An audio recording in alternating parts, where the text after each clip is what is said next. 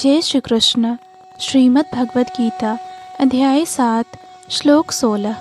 चतुर्विधा भजन्ते माम जनाः सुकृति नोर्जुन आर्तो जिज्ञासुरर्थार्थी ज्ञानी च भरतर्षभ।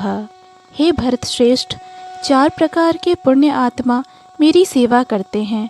आर्त, जिज्ञासु, अर्थार्थी तथा ज्ञानी। अर्थात दुष्कृति के सर्वथा विपरीत ऐसे लोग हैं जो शास्त्रीय विधि विधानों का दृढ़ता से पालन करते हैं और ये सुकृतिनः कहलाते हैं। अर्थात ये वे लोग हैं जो शास्त्रीय विधि विधानों, नैतिक तथा सामाजिक नियमों को मानते हैं और परमेश्वर के प्रति न्यूनाधिक भक्ति करते हैं। इन लोगों की 4 श्रेणियां हैं।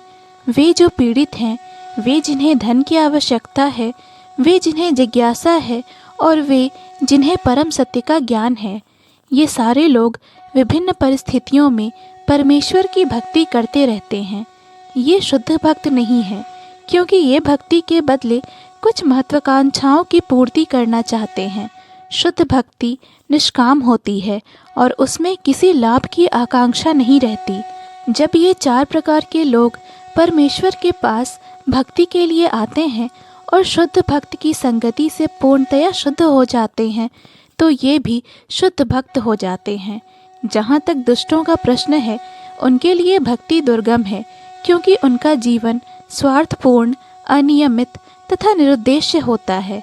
किंतु इनमें से भी कुछ लोग शुद्ध भक्त के संपर्क में आने पर शुद्ध भक्त बन जाते हैं। जो लोग सदैव सकाम कर्मों में व्यस्त रहते हैं, वे संकट के समय भगवान के पास आते हैं और तब वे शुद्ध भक्तों की संगति करते हैं तथा विपत्ति में भगवान के भक्त बन जाते हैं।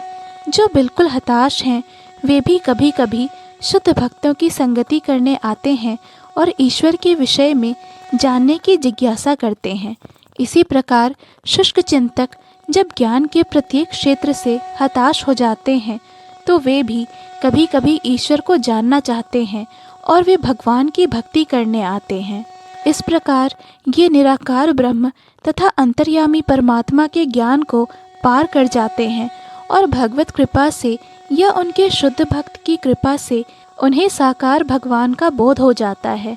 कुल मिलाकर जब आर्त, जिज्ञासु, ज्ञानी तथा धन की इच्छा रखने वाले समस्त भौतिक इच्छाओं से मुक्त हो जाते हैं और जब ये भली भांति समझ जाते हैं कि भौतिक आसक्ति से आध्यात्मिक उन्नति का कोई सरोकार नहीं है, तो वे शुद्ध भक्त बन जाते हैं। जब तक ऐसी शुद्ध अवस्था प्राप्त नहीं हो लेती, तब तक भगवान की दिव्य सेवा में लगे भक्त सकाम कर्मों में या संसारी ज्ञान की खोज में अनुरक्त रहते हैं। अतः शुद्ध भक्ति की अवस्था तक पहुँचने के लिए मनुष्य को इन सबों को लांघना होता है। जय श्री कृष्ण।